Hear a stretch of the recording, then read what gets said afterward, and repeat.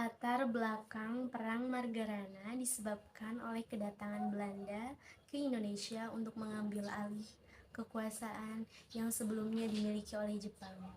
Pada tanggal 2 dan 3 Maret 1946, sekitar 2.000 tentara Belanda mendarat di Bali.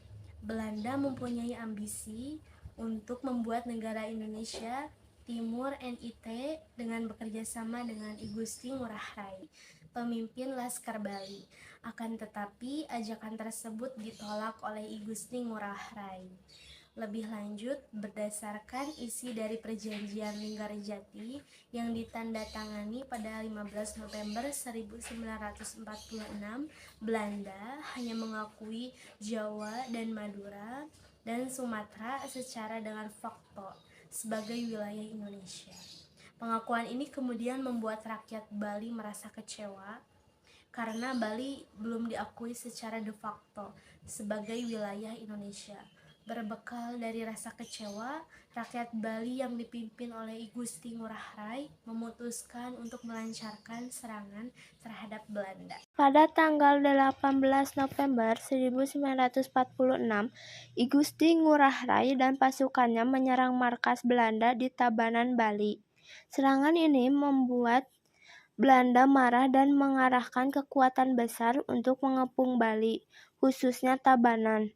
Belanda mengirim 5 pasukan, Gajah Merah, Anjing Hitam, Singa, Polisi Negara, dan Polisi Perintis. Pada tanggal 20 November 1946, pukul 5.30 WITA, pasukan Belanda memulai serangan dengan menembaki pasukan Bali yang minim persenjataan. Sekitar pukul 9 WITA, pasukan Belanda yang berjumlah sekitar 20 orang mendekat, namun 17 diantaranya berhasil ditembak mati oleh pasukan Ciung Wanara yang dipimpin oleh I Gusti Ngurah Rai. Setelah kehilangan beberapa pasukannya, Belanda melancarkan serangan dari berbagai arah. Namun, serangan ini berhasil ditangkis oleh pasukan Ciung Wanara. Belanda kemudian mundur sejauh 500 meter. I Gusti Ngurah Rai dan pasukannya memanfaatkan situasi ini untuk melarikan diri dari kepungan musuh.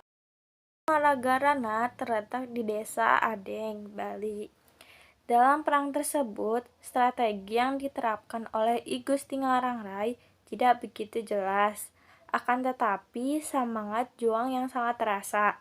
Bahkan, pasukan yang berjuang memiliki prinsip pantang menyerah, walaupun harus gugur dalam medan perang. Ketika itu, kebun palawija dan jagung berubah menjadi genosida manusia. Bahkan, sebuah sumber menyatakan bahwa I Gusti Ngurah Rai menerapkan puputan, yaitu prinsip perang yang dilakukan habis-habisan sampai nyawa melayang. Perang Malagarana menggugurkan 96 nyawa pahlawan bangsa.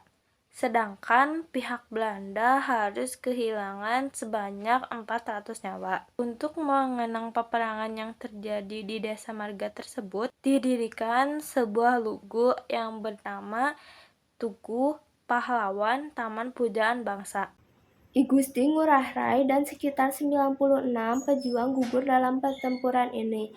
Meskipun kalah, semangat perjuangan mereka akan menjadi simbol patriotisme bagi rakyat Bali dan juga Indonesia.